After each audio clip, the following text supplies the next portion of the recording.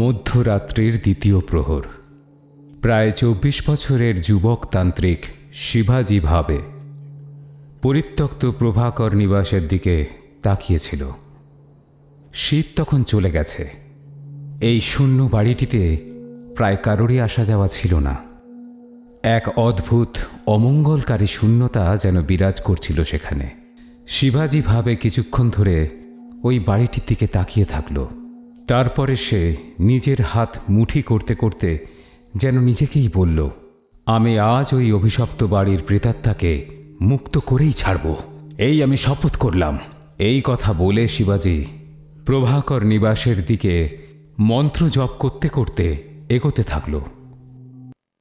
ওম ত্রয়ম্বকম যজামহে সুগন্ধম পুষ্টিবর্ধনম উর্বররুক্মিব বন্ধনান মৃত্যুর্মোক্ষ্য মামৃতাৎ।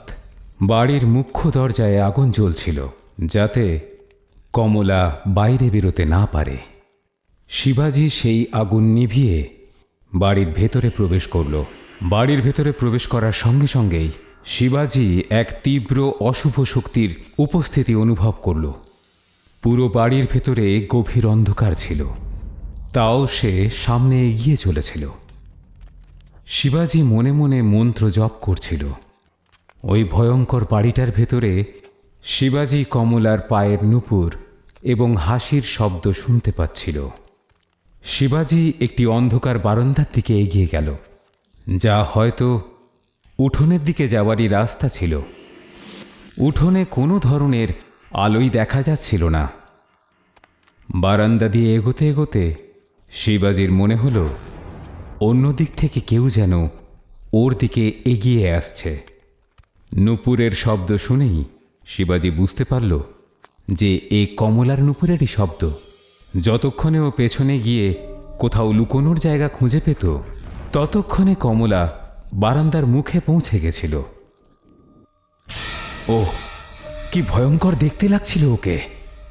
আলুথালুভাবে পরা শাড়ি, সিঁথিতে ছড়ানো সিঁদুর, উস্কো খুস্কো চুল, আর সবকিছু মিলিয়ে এক ভয়ঙ্কর বিকৃত মুখ। তারপর সে হাসতে হাসতে বলল,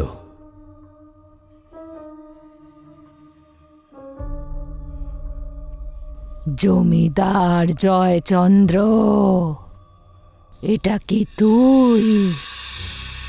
চলে আয়।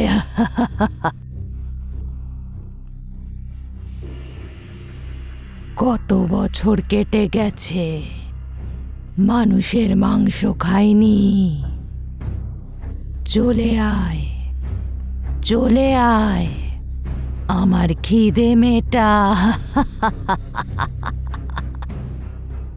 শিবাজির হৃৎপিণ্ড সাধারণের থেকে অনেক দ্রুত কম্পিত হচ্ছিল। সে ভয় পেয়ে এদিক ওদিকে তাকালো। তখন সে একটা বন্ধ দরজা দেখতে পেল। সে দৌড়ে ওই দরজা ঠেলে ঘরের ভেতরে ঢুকল। ঘর সম্পূর্ণ খালি ছিল। কিছু জিনিসপত্র এদিক ওদিকে ছড়িয়েছিল, আর ওর ঠিক সামনে কাঠের একটি আলমারি ছিল।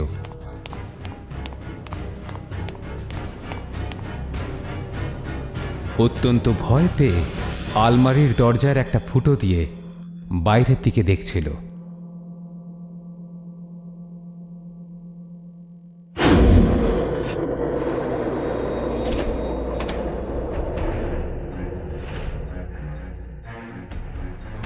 কমলার দিকে তাকিয়ে মন্ত্র পড়তে পড়তে ও তার ওপরে ভস্য ছুটতে শুরু করল। কমলা ওর ওপরে প্রভাব বিস্তার করার চেষ্টা করছিল। সুগন্ধিম পুষ্টিবর্ধনম উর্বররুক্মিব বন্ধনম মৃত্যুর্মোক্ষ্য মামৃতাৎ। কিছুক্ষণের মধ্যেই শিবাজি বুঝতে পারল যে ও কমলাকে হারাতে পারবে না। কমলা ওকে মেরে খেয়ে ফেলতে চাইছিল। ও শিবাজিকে মাটিতে আছড়ে ফেলল। শিবাজির মুখের ওপরে কমলার নখের বেশ কিছু ক্ষত স্পষ্ট হয়ে উঠেছিল, যা থেকে রক্ত বেরোচ্ছিল। শেষ পর্যন্ত আর কোনো রাস্তা না পেয়ে শিবাজি মন্ত্র পড়তে পড়তে বেশ অনেকটা পরিমাণ ভস্য কমলার চোখ লক্ষ্য করে ছুঁড়ে মারল আর বাইরের দিকে দৌড়ল। বাইরে বেরিয়েই শিবাজি ওই বাড়ির দরজা ভালো করে বন্ধ করে দিল, আর তারপর ওখান থেকে দৌড়তে দৌড়তে অন্ধকারের মধ্যে অদৃশ্য হয়ে গেল। রাত্রির তৃতীয় প্রহর। মা গঙ্গার তীরের একটি নির্জন শ্মশান ঘাট, যেখানে জ্বলন্ত চিতার সামনে এক তান্ত্রিক চোখ বন্ধ করে সাধনায় মগ্ন ছিলেন। তার সামনে শিবাজি ভাবে আহত অবস্থায় বসেছিল। তারপর শিবাজি ওই তান্ত্রিককে বলল, গুরুদেব, কিছু তো বলুন। এই নিয়ে তৃতীয়বার। যতবারই আমি কমলার প্রেতাত্মার কাছে গেছি আমি হেরে গেছি। অঘরী মঠে বসে আমি ততদিন শান্তি পাব না, যতদিন না আমি কোনো শক্তিশালী প্রেতাত্মাকে মুক্তি দিতে পারছি। আমাকে কমলার মুক্তির পথ বলে দিন গুরুদেব। ওই তান্ত্রিক নিজের চোখ খুললেন আর বললেন, যে কোনো প্রেতাত্মার সঙ্গে লড়াই করার জন্য সবার আগে তার বিষয়ে সমস্ত কিছু জানা অত্যন্ত আবশ্যক।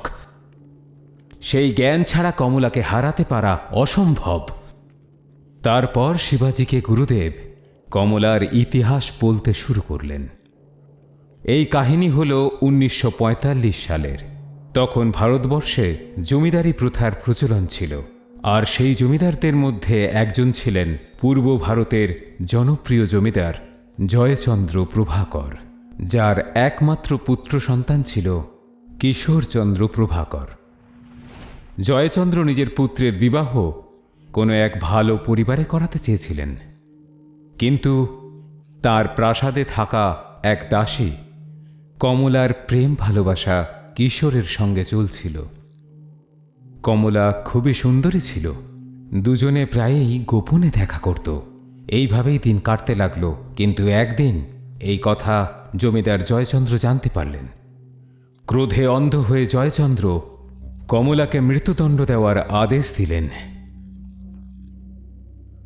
কমলাকে শেকলে বেঁধে দরবারে পেশ করা হল। কমলার অন্তিম ইচ্ছা ছিল যেন তাকে বিয়ের পরেই মৃত্যুদণ্ড দেওয়া হয়। জয়চন্দ্র কমলার শেষ ইচ্ছা পূরণ করেছিলেন, আর পূর্ণ রাজসভার মাঝে তাকে বিবাহিত নারীর সাজে মৃত্যুদণ্ডে দণ্ডিত করলেন। কিশোরচন্দ্র চুপচাপ এই দৃশ্য দেখছিল। কমলা যখন মরেছিল সেই সময় সে গর্ভবতী ছিল, কিন্তু মৃত্যুর সময় কমলা কথা দিয়েছিল জয়চন্দ্রকে যে সে আবার ফিরে আসবে। সময় কাটতে লাগল। কিশোরচন্দ্রের বিবাহ সরস্বতীর সঙ্গে হল, কিন্তু যেমনটা কমলা বলেছিল যে ও ফিরে আসবে, সেই কথা সত্য প্রমাণিত হতে শুরু করল। সরস্বতী প্রায়ই অসুস্থ থাকত। আস্তে আস্তে ওর ভর হতে শুরু করল, আর শেষ পর্যন্ত কমলা সরস্বতীর শরীরের ওপর কবজা করে ফেলল। জয়চন্দ্র অনেকজন সিদ্ধতান্ত্রিকের সাহায্য নিলেন, কিন্তু তাদের মধ্যে কেউই কমলার মতো জেদি আত্মাকে সরস্বতীর শরীর থেকে বের করতে পারলেন না। আর তারপর একদিন যে জিনিসের ভয় ছিল সেটাই হলো। কমলা সবার প্রথমে নিজের স্বামী কিশোরচন্দ্র, তারপর এক এক করে পরিবারের সমস্ত সদস্যকেই মেরে ফেলল, আর তাদের মাংস খেয়ে নিজের খিদে মেটালো। সেদিন থেকেই ওই বাড়ি অভিশপ্ত হয়ে পড়ে আছে। ও ওই বাড়িটা থেকে বাইরেও বেরোতে পারে না, আর কাউকে ওই বাড়িতে থাকতেও দেয় না। শিবাজি তান্ত্রিকের কাছে কমলার পুরো কাহিনী শোনার পরে বলল, কিন্তু গুরুদেব, কমলাকে ওই বাড়ি থেকে মুক্তি দেওয়ার কোনো না কোনো উপায় তো থাকবেই। পথ আছে। কমলাকে নিয়ন্ত্রণ করার জন্য কিছু তান্ত্রিক কিছু মন্ত্রপুত বস্তু একত্রিত করে যজ্ঞ করার চেষ্টা করেছিল, কিন্তু ওই মন্ত্রপুত বস্তুগুলো দিয়ে যজ্ঞ করে কমলাকে মুক্তি দেওয়ার আগেই কমলা ওই সমস্ত তান্ত্রিকদের ছলনা করে হত্যা করেছিল। শিবাজি আবার প্রশ্ন করল, সেই সব মন্ত্রপুত বস্তু কি সে পেতে পারে? যা শুনে তান্ত্রিক তাকে বলল, ওই সব মন্ত্রপুত বস্তু ওই বাড়ির ভেতরেই আছে, কিন্তু কমলা সেগুলো লুকিয়ে রেখেছে। ওই যজ্ঞকুণ্ড আজও জ্বলছে। ওই বস্তুগুলিকে খুঁজে সম্পূর্ণ বিধিসম্মতভাবে যদি কেউ ওই বাড়িতে যজ্ঞ করে, তাহলেই কমলা মুক্তি পাবে। শিবাজি বুঝতে পারল যে আসলে কমলাকে মুক্তি দিতে তাকে কি করতে হবে। সে নিজের গুরুদেবকে প্রণাম করল আর আবার একবার প্রভাকর নিবাসের দিকে যাত্রা শুরু করল। ওই অন্ধকার ওম বাড়ির ভিতরে ত্রয়ম্বকম ঘুরে বেড়াতে যজামহে বেড়াতে শিবাজি সুগন্ধিম ক্রমাগত পুষ্টিবর্ধনম মন্ত্র জপ করতে করতে উর্বারুকমিব ওই পূজা বন্ধনম সামগ্রীগুলিকে খুঁজছিল। মৃত্যুর্মুক্ষ্যমামৃতৎ। ওম ত্রয়ম্বকম যজামহে সুগন্ধিম পুষ্টিবর্ধনম উর্বারুকমিব বন্ধনান মৃত্যুর্মোক্ষ্যমামৃতাৎ। একটা পুরনো হনুমান চাল্লিশা, গঙ্গা জলের একটা শিশি, এই দুটো জিনিস শিবাজি খুঁজে পেয়ে গেছিল। ও বাকি পুজো সামগ্রীগুলো খোঁজার চেষ্টা করছিল।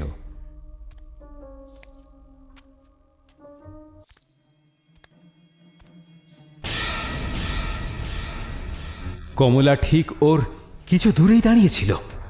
শিবাজি ওখান থেকে দৌড়ে পালানোর আগেই একটা চেয়ার ওর দিকে হাওয়াতে উড়ে এলো আর শিবাজির সঙ্গে লাগলো তার প্রচণ্ড ধাক্কা। শিবাজি মাটিতে পড়ে গেল, মারাত্মকভাবে আহত হলো। শিবাজি ওখান থেকে পালিয়ে একটা ঘরের মধ্যে লুকিয়ে পড়ল, কিন্তু কমলা ক্রমাগত ওর পিছু ধাওয়া করেই যাচ্ছিল। শেষ পর্যন্ত শিবাজি পুজোর সমস্ত সামগ্রী একত্রিত করতে পারল। তখন সে ওই বাড়ির উঠোনে ছিল যেখানে যজ্ঞকুণ্ড জ্বলছিল। শিবাজি মন্ত্র উচ্চারণ করতে করতে যজ্ঞকুণ্ডে বিভিন্ন বস্তু আহুতি দিচ্ছিল। তখন সে বাড়ির ভেতর থেকে ওম কমলার ত্রয়ম্বকম যজামহে কান্নার শব্দ সুগন্ধিম শুনতে পাচ্ছিল। পুষ্টিবর্ধনম করিস না, উর্বারুকমিব বন্ধনম করিস না, মৃত্যুর্মুক্ষ্যমামৃতৎ। বন্ধ কর তোর এই মন্ত্র পাঠ, বন্ধ ওম কর। ত্রয়ম্বকম যজামহে সুগন্ধিম পুষ্টিবর্ধনম কিছুক্ষণ পর্যন্ত এই ক্রিয়া চলতে লাগলো। মৃত্যুর্মুক্ষ্যমামৃতৎ। আর তখনই হঠাৎ একটা ঘরের দরজা ভেঙে কমলা বাইরে বেরিয়ে এলো। তার সর্বাঙ্গে তখন আগুনের লেলিহান শিখা।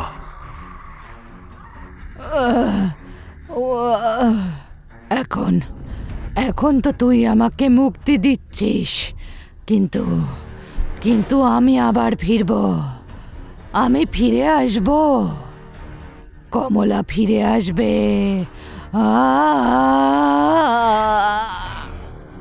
আর দেখতে না দেখতেই কমলার শরীর উজ্জ্বল আলোকমালা সৃষ্টি করে হাওয়ার মধ্যে হারিয়ে গেল।